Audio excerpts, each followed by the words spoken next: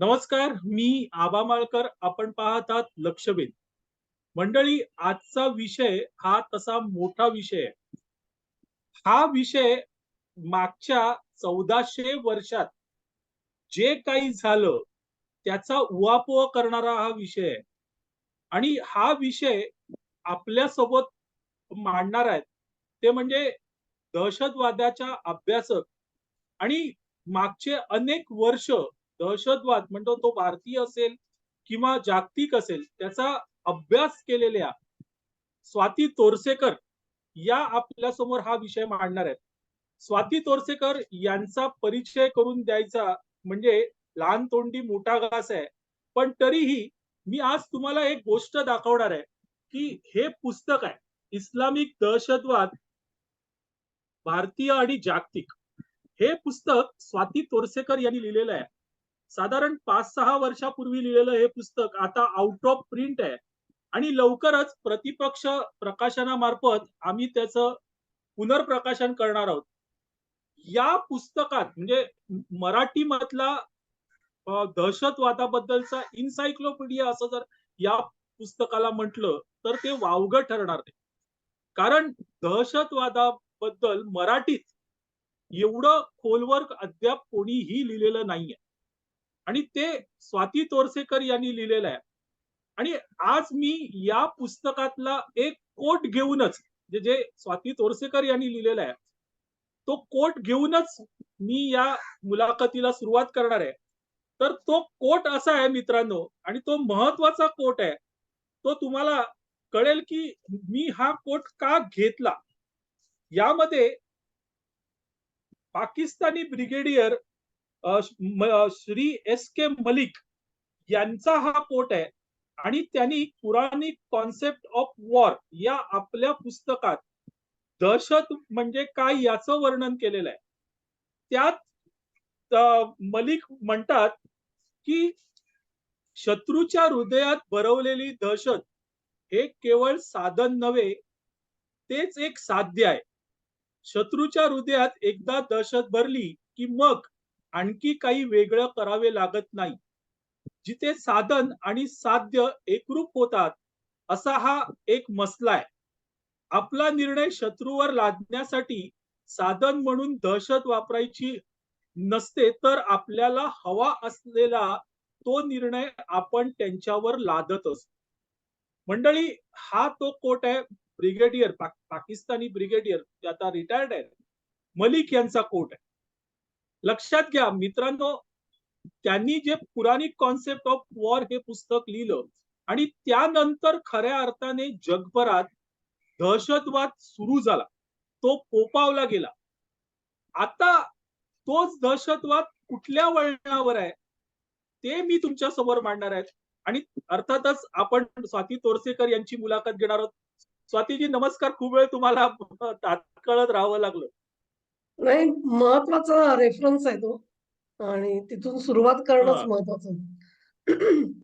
हो, हो. तर स्वातीजी, हे मलिक यांचं वक्तव्य आणि आता सौदीतील एका माजी लष्करी अधिकारी त्याचं वक्तव्य, ते मी नाही सांगणार, ते तुमच्याकडूनच आम्हाला ऐकायचंय. याबद्दल सांगा.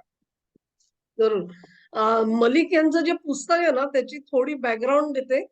आणि एस के मलिक ब्रिगेडियर, रिटायर्ड ब्रिगेडियर आहेत.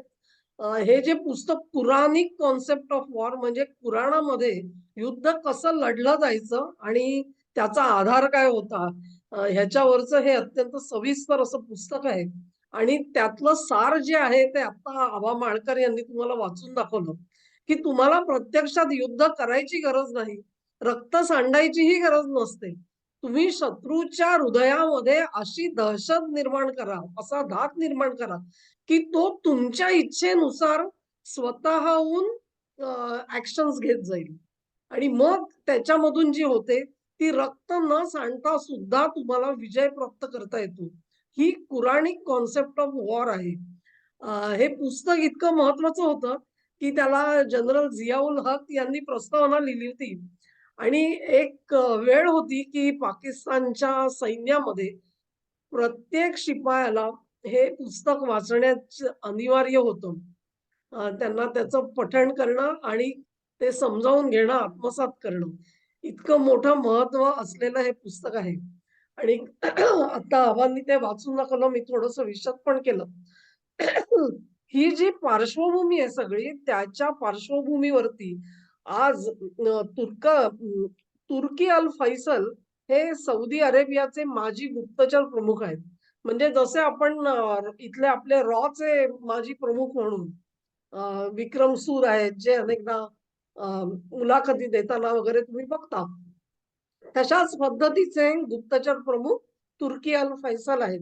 आणि त्यांनी गाझामध्ये जे काही चाललेलं आहे, हमासनी केलेला हल्ला आणि इस्रायल करत असलेलं प्रत्युत्तर याच्या संदर्भाने एक त्यांनी असं सांगितलेलं आहे, की तुम्हाला या पद्धतीने युद्ध लढण्याची गरज नाही. हमास चुकीच्या मार्गाने जातोय. त्यांना तो मार्ग अवलंबण्याचा त्यांचा हक्क मी मान्य करतो, असं तुर्की अल फैसल म्हणतात. परंतु हाच एकमेव मार्ग आहे असं तुम्ही धरू नका. इतरही मार्ग असतात आणि मग ते मार्ग कुठचे हे सुचवताना तुर्की अल फैसल यांनी म्हटलेलं आहे, की नागरी असहकार, सिव्हिल डिसोबिडियन्स, सिव्हिल डिसऑर्डर हे खूप मोठं शस्त्र असतं. आणि हे शस्त्र जे आहे, तुम्हाला वाटेल की केवळ नागरी असहकार म्हणजे काय? तर निशस्त्र लढा. नागरिकांनी दिलेला निशस्त्र लढा म्हणजे नागरी असहकार. तो सरकारशीच आपल्या असहकार करायचा, सहकार्य द्यायचं नाही सरकारला.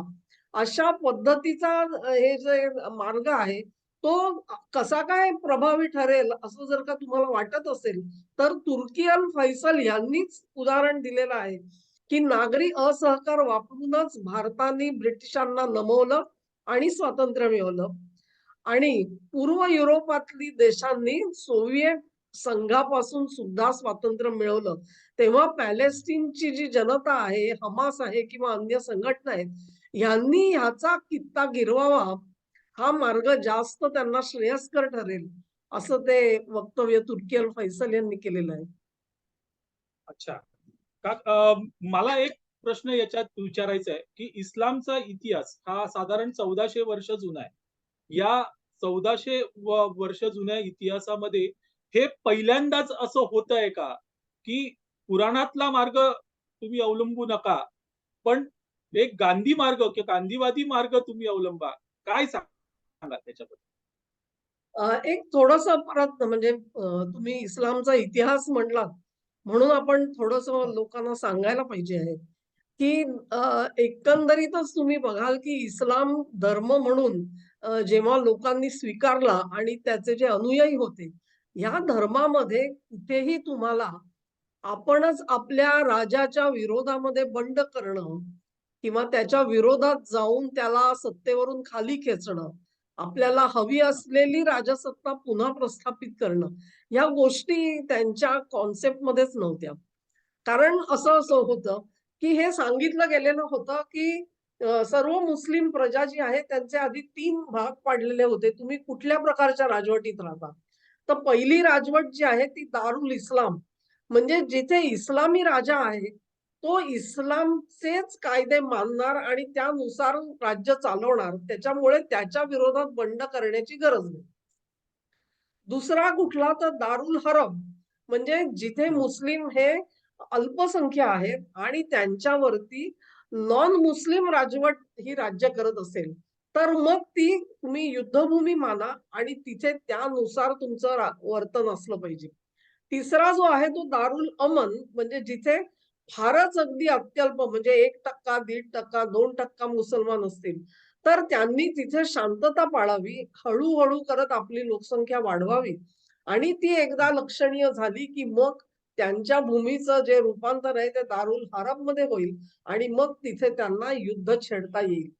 अशी ही सगळी जी विभागणी होती, त्याच्यामध्ये तुमच्या लक्षात येईल, की मुस्लिम प्रजेला आपल्या मुस्लिम राज्यकर्त्याच्या विरोधामध्ये बंड करायची कधी परवानगीच नव्हती. तो त्यांच्या कॉन्सेप्टमध्येच बसत नव्हता. पण एक अल तमिमी म्हणून जो विचारवंत निर्माण झाला, त्यांनी असं प्रतिपादन केलं, की राज्यकर्ता मुस्लिम आहे, बरोबर आहे. परंतु तो जर का मुस्लिमांच्या नियमांनुसार राज्य करत नसेल, शरियानुसार राज्य करत नसेल, तर मात्र मुस्लिम बांधवांना त्याच्या विरोधामध्ये बंड करण्याची अनुज्ञा मिळते.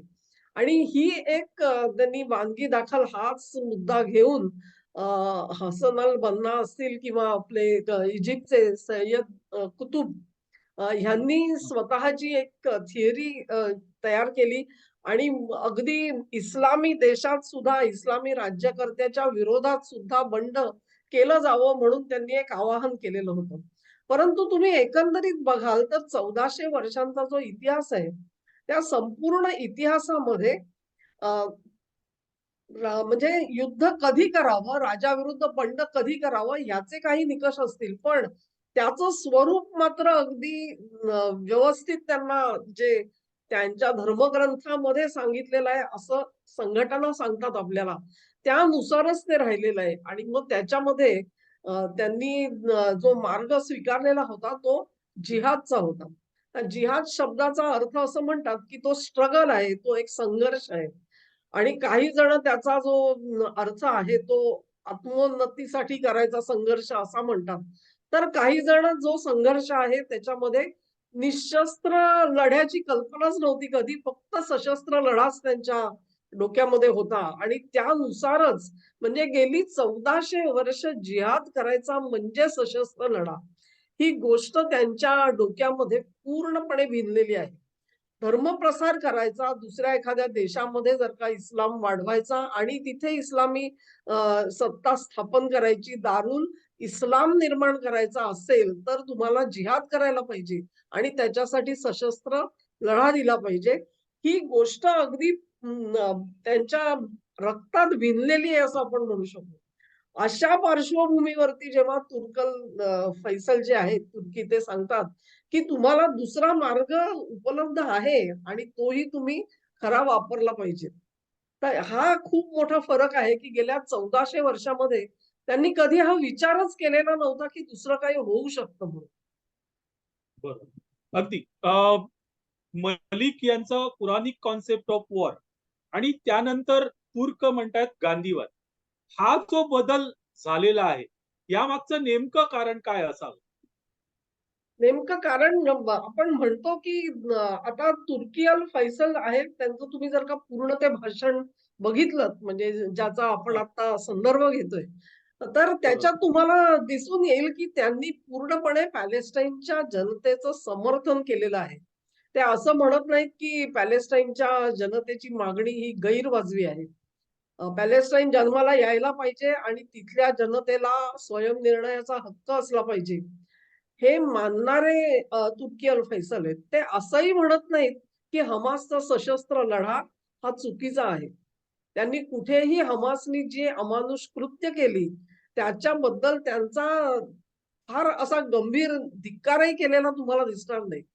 पण त्यांचं म्हणणं असं आहे एकंदरीतच, की ज्या पद्धतीने तुम्ही हा मार्ग जेव्हा स्वीकारता सशस्त्र लढ्याचा, त्यावेळेला काय होतं याचा विचार करा तुम्ही, की तुम्हाला जी एक बॅड पब्लिसिटी मिळते. म्हणजे इस्लामी संघटना किंवा या त्यांना आक्रमक, जहाल किंवा कट्टरपंथी असं न म्हणता थेट दहशतवादी असा शिक्का का बसतो? ह्याचं कारण असं, की ते जी कृत्य करतात, अमानुष कृत्य करतात, ती आपण केली म्हणून कबुली देतात आणि मग त्याची स्वतःहून जाहीर वाच्यता करतात आणि त्याला प्रसिद्धी देतात. ह्याचं कारण असं, की हा सगळा जो म्हणजे जिहादचा जो रस्ता त्यांनी घेतलेला आहे आणि ते जे स्वरूप आहे त्याच्याशी त्यांची मर्दुमकी जोडली गेलेली आहे.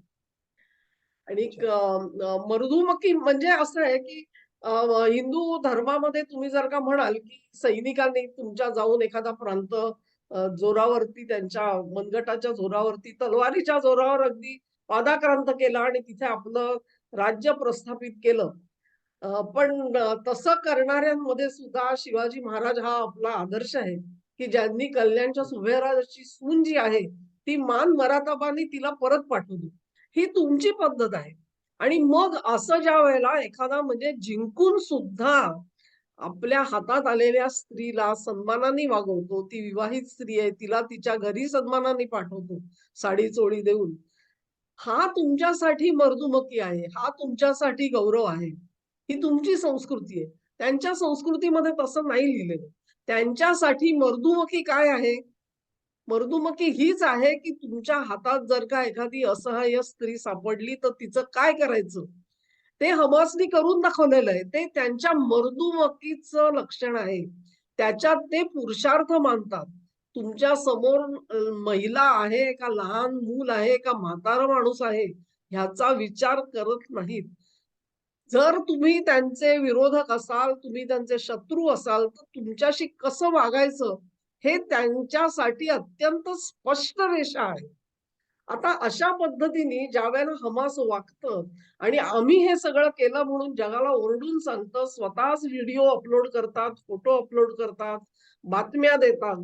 त्यावेळी त्यांना संपूर्ण अरबी जनतेच्या मनावरती हेच ठसवायचं असतं, की बघा, की गेली 1400 वर्ष तुम्हाला ज्या जिहादचं वर्णन करून सांगितलेलं आहे, तो जिहाद आम्ही इथे करतो आहोत इस्रायलच्या विरोधामध्ये आणि म्हणून आम्ही वीर आहोत, आम्ही शूरवीर आहोत, आम्ही मर्द आहोत आणि आम्ही आमचं जे शौर्य आहे ते आम्ही तुमच्यासमोर असं दाखवतो. म्हणजे आम्हाला तुम्ही तुमचे नेते म्हणून स्वीकारा आणि ते स्वीकारायचं असेल तर काय तर ते मला हे करावं लागतं.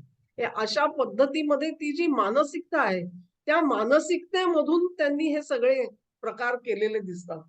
अ, असं जरी असलं तरी सुद्धा तुर्की अल फैसल ह्यांना दुसरी बाजू का सांगावी लागली? हे सुद्धा महत्वाचं ठरतं. आणि त्याच्यासाठी मी म्हणेन, की एकंदरीत अरबी जगतामध्ये त्यांच्या मानसिक परिस्थितीमध्ये एक खूप मोठा बदल घडून येतोय आणि ही जी पूर्वीची जी सगळी लक्षणं होती गौरवाची, पुरुषार्थाची, मर्दुमकीची, ती खरोखरच तशी आहेत का? ती गौरवास्पद आहेत का? अशी शंका आज अरबी जनतेच्या मनामध्ये निर्माण झालेली आहे. तिचे तरंग त्या तुर्की अल फैसलपर्यंत पोहोचतात आणि म्हणून त्यांनी हे बोलून दाखवलं असेल, अशी माझी कल्पना आहे. हो, बरोबर आहे. पण मला अजून एक तुम्हाला विचारायचं आहे, की तुम्ही हे एक कारण सांगितलं अगदी योग्यच आहे. पण मला असं वाटतं, की आजपर्यंत जो सशस्त्र दहशतवाद झाला, तो मग अमेरिकेच्या भूमीत झाला, भारताच्या भूमिकेत तर आतापर्यंत होत होता. अफगाणिस्तानमध्ये झाला, सिरिया, लिबिया आहेतच. इस्रायल तर नेहमी भोगतंय. पण असं सशस्त्र लढा करून आपल्या हातात काहीही मिळत नाही. उलट आपण उद्ध्वस्त होतोय. याची कुठेतरी भीती या तुर्कियनला असेल का? आणि एक वेळ अशी येईल, की बाबा या दहशतवादामुळे संपूर्ण इस्लामच कोलॅप्स होऊन जाईल आणि संपूर्ण जग इस्लामच्या विरोधात येऊन एक कुठेतरी इस्लामला मोठा धक्का बसेल. आता पाकिस्तानची जी परिस्थिती आहे, तिथे खायला अन्न नाही आणि लोक उभी करत नाहीत, त्याचं मूळ कारण दहशतवाद. असं कुठेतरी भय या दहशतवादाच्या विरोधात निर्माण झालं आहे का? हेच खरं आहे. म्हणजे मी जे म्हटलं, की जनमत सगळं हा, बदललेलं आहे अरबस्तानातल्या जनतेचं. हा, तिथेच ते दुवे जोडले गेलेले आहेत. आणि हा, बघा तुम्ही, की 11 सप्टेंबरच्या हल्ल्यानंतर जी एक हा, प्रचंड प्रसिद्धी मिळाली. मुळात इस्लाम म्हणजे काय? त्याचे मार्ग काय? ते कशा पद्धतीने लढा देतात? ते ज्यांना पकडतात म्हणजे त्या त्या शरणार्थ्यांना अपहृतांना कसं वागणूक देतात. ह्या सगळ्याबद्दल इतकी प्रचंड चर्चा आणि उहापोह झालेला आहे, की संपूर्ण जगामध्ये जे सामान्य मुस्लिम राहतात, त्यांच्यासाठी हा मार्ग काही त्यांनाही पसंत आहे असं नसतं. त्यांना त्यांचा धर्म पाळायचा असतो. त्यांना घरामध्ये आपला धर्म पाळायचा आहे. आपलं कुटुंब तसं वाढवायचंय. त्यांची त्यांची संस्कृती असेल ती जपायची आहे. आणि अर्थार्जनासाठी ही माणसं बाहेर पडतात. केवळ आपला देश सोडून अन्य ठिकाणी जातात आणि तिथे ज्यावेळी ते अन्य लोकांमध्ये मिसळतात, तेव्हा त्यांच्या लक्षात येतं, की आपल्या सगळी ही जी जीवन पद्धती आहे, ती आज एक टीकेचं पात्र झालेली आहे आणि लोक आपल्याकडे वेगळ्या नजरेने बघतायत. हे जे आयसोलेशन आहे, ते आयसोलेशन त्यांच्यामधली ही जी जनता आहे, त्यांना खूप प्रकर्षाने जाणवत होतं. परंतु परिस्थिती अशी आहे ना, की धर्माचा जो ओढा आहे, तो इतका प्रचंड आहे, की त्याच्या अगदी छोट्या-छोट्या गोष्टी सुद्धा कदाचित त्या धर्मामध्ये लिहिलेल्या पण नसतील.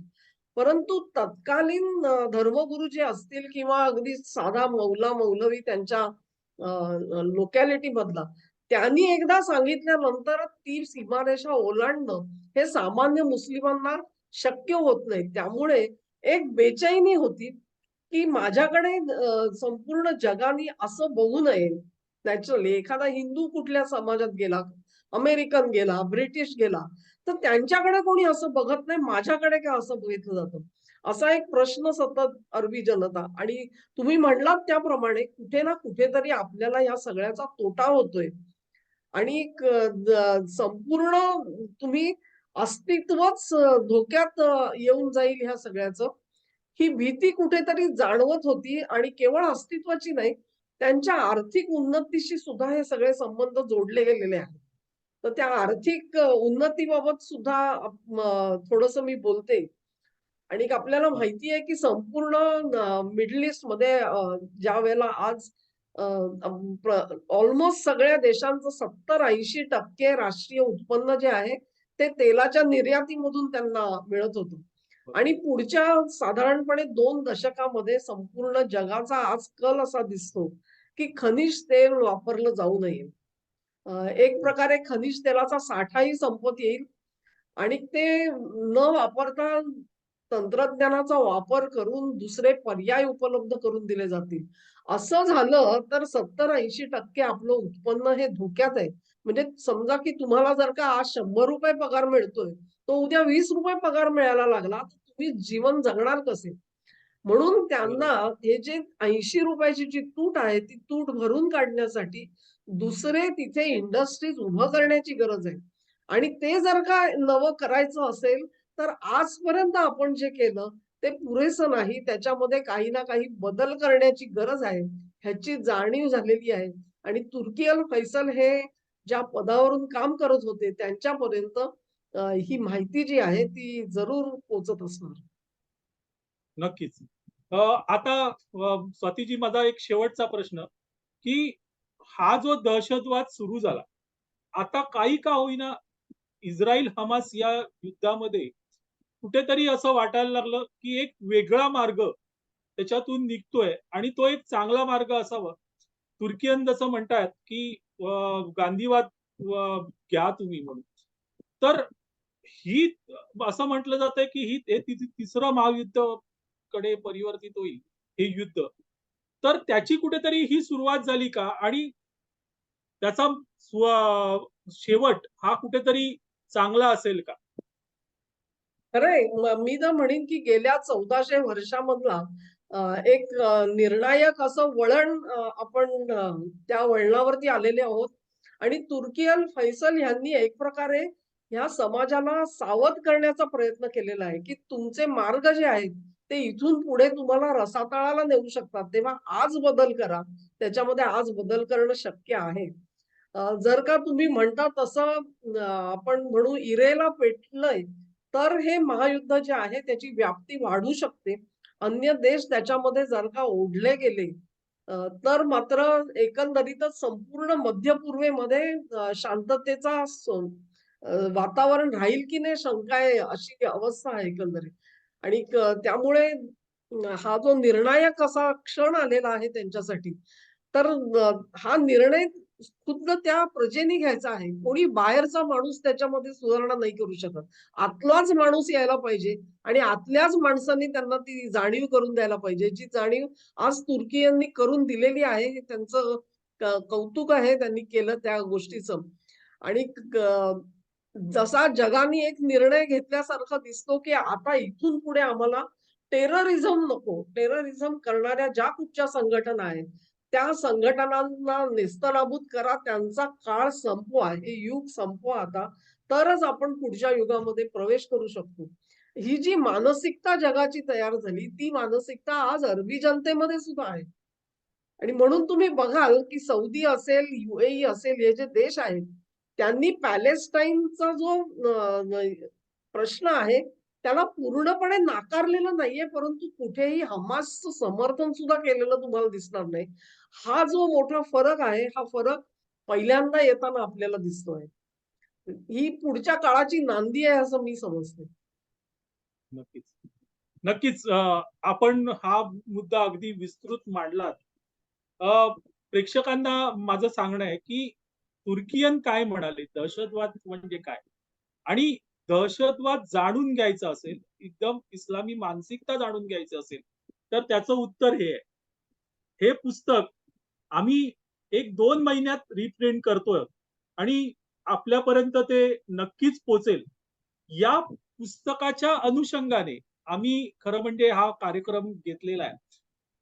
त्यातला महत्वाचा मुद्दा असा आहे, की दहशतवादापासून आता शांततेकडे कुठेतरी सुरुवात झाली आहे.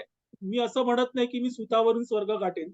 पण हे नव्हतं, ते आता सुरू झालंय. त्यामुळे जर तुम्हाला इस्लामिक दहशतवाद म्हणजे काय हे जाणून घ्यायचं असेल, ते जाणून घ्यावंच लागेल कारण आपलं जीवन त्याने आता हळू व्यापायला सुरुवात केलेली आहे.